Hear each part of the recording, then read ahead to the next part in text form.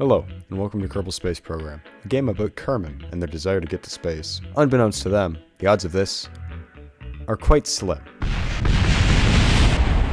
Regardless, the resilient little bastards kept trying, and trying, and trying, and all about 100 times. But that's a story better seen than heard, so let's get going. After making it past the home screen and naming our sandbox save something entirely mature, we begin without delay on the first 25. This first rocket will be something of a proof of concept, some sort of abomination that would give us enough hope to continue through this absolutely buffoonish undertaking, and to refamiliarize myself with the interface. Safe to say, we're off to a rough start. Jebediah, you will be missed. After mourning the fine paste that was left of our beloved Jeb, we began working on the penetrator, designed to be sleek and to penetrate deep space. A feat almost realized, until we ran out of gas. To save myself my sanity, I swapped over to the spaceplane editor. This would later be known, due to something called hindsight, as a terrible idea. Now, you may be wondering what this number at the bottom is. Well, wonder no more, for it is the number of times I attempted suicide while recording this. But don't worry, I would never actually try to kill myself. Less than once. Expect this number to go up. After christening our vessel after a particularly pointy dragon, it flew just about as majestically as you'd expected. Which is to say, not at all. After actually allowing fuel to enter the engine, this happened.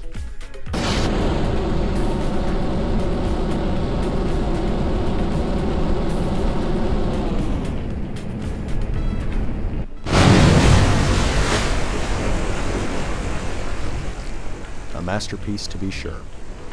After burning that failure from my memory with some high-octane prescriptions, it was back to the grind. For some god-forsaken reason, I was convinced I could make a spaceplane work. I was very wrong.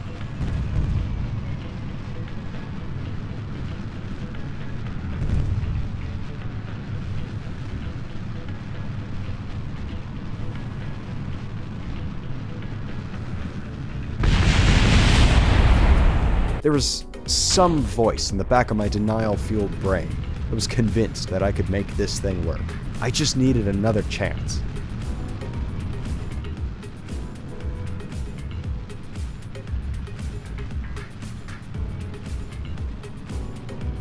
This part of my brain is a lying bastard, and it's on sight the next time I meet it. Luckily, I was able to take a hint and went back to the rocket assembly bay. I was in my element. I then immediately proved this fact by building whatever the fuck this is. Trust me, I'm not sure what I was going for either, but it looks pretty cool. And it was shit. Who could have guessed? I apparently wanted desperately for this to work, because I then tried to fix it with different engines. Believe me when I say, not even I knew mental illness could take such a powerful form. It went just about as poorly as the first time. It's fairly safe to say that your rocket has failed when its engines are oriented as the nose should be, so we moved on. Now, I would love to tell you, dear viewer, that I somehow unlocked the other 6% hidden power that the crackhead turning the generator in my head had left in him, but instead I made this. Some may be inclined to call it cute, but I think he's pretty big and intimidating. After naming it accordingly, I unleashed him onto the launch pad.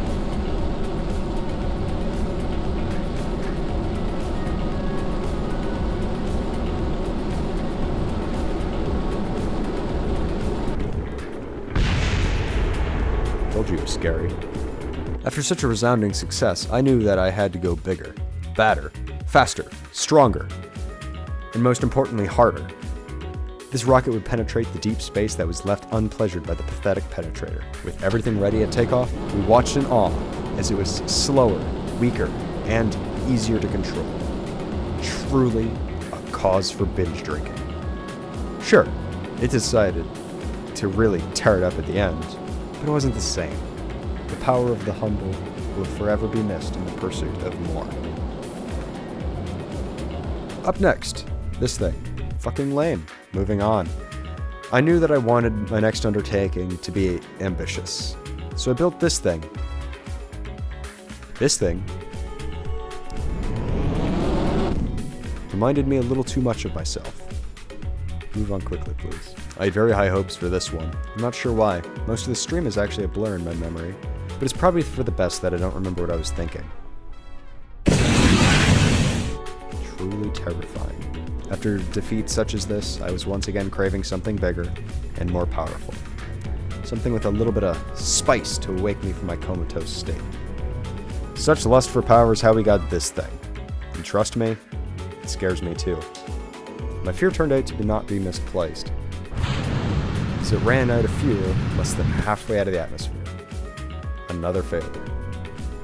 This next creation was not designed to reach space, but instead to go as fast as possible in the 3 or so seconds of fuel that it had, and fast it went.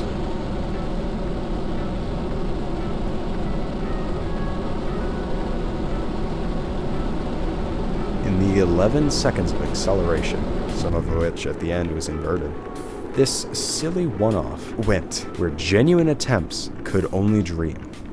I ran the numbers. This thing reached a top speed of about 4,852.72 kilometers per hour. Once accounting for the roughly 11 seconds it took to reach this speed, this rocket was increasing velocity by 441 kilometers per hour every second. After crying in denial for a bit, I got back to work. This next one...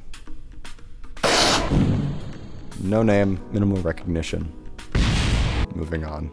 As you can see, my self-loathing was growing as I returned to the space plane manufactory. This is just as terrible as the last attempt. By all accounts, 15 is a lucky number if you just ignore that stuff about trickiness. So this should be the first plane in the air. I probably shouldn't have ignored that. I was starting to read the room, and the room was chilly. Surely this will have no adverse effects on performance. It might be fun. And it's crashed.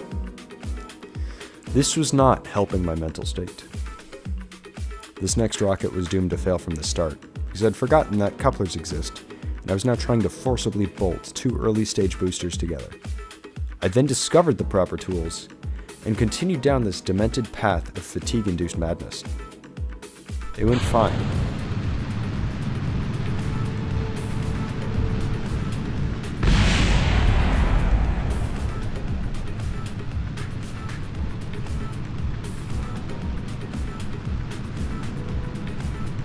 All things considered.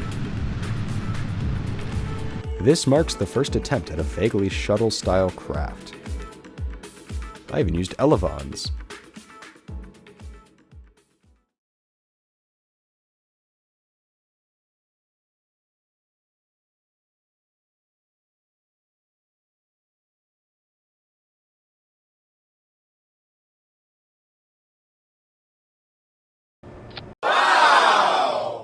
The completed vessel, dubbed Chub for its squat stature, did this. We hate Chub. After such an eventful maiden voyage, I apparently felt that this aircraft, which had just detonated within 20 seconds of the start of the engines, held potential. After doing unspeakable things to the aircraft, I sent it to the runway, where it decided that only parts of it wanted to go to space. And while this is the roughneck individualism I strive to foster in my creations, it was quite inconvenient. It had me contemplating Marx.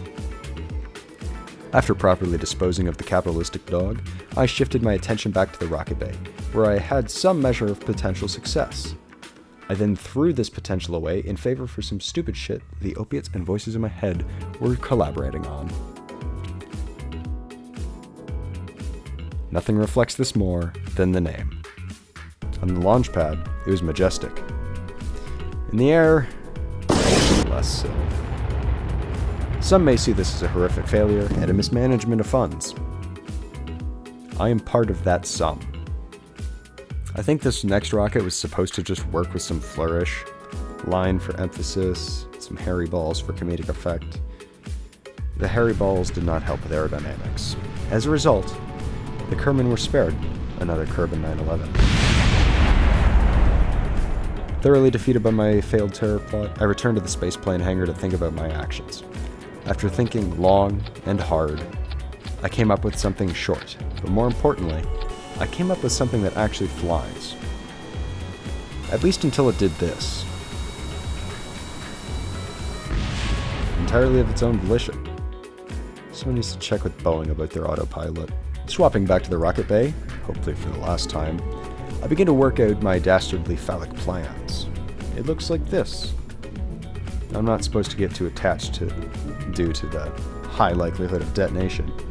But look at him. I call him Kevin. Kevin fucking cooks. Kevin also has a lower than average life expectancy.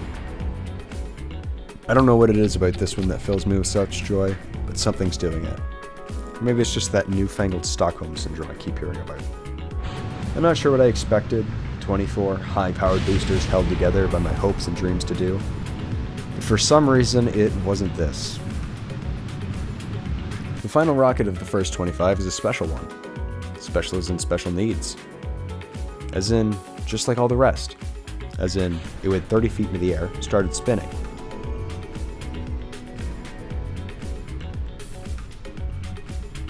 These rockets will kill me.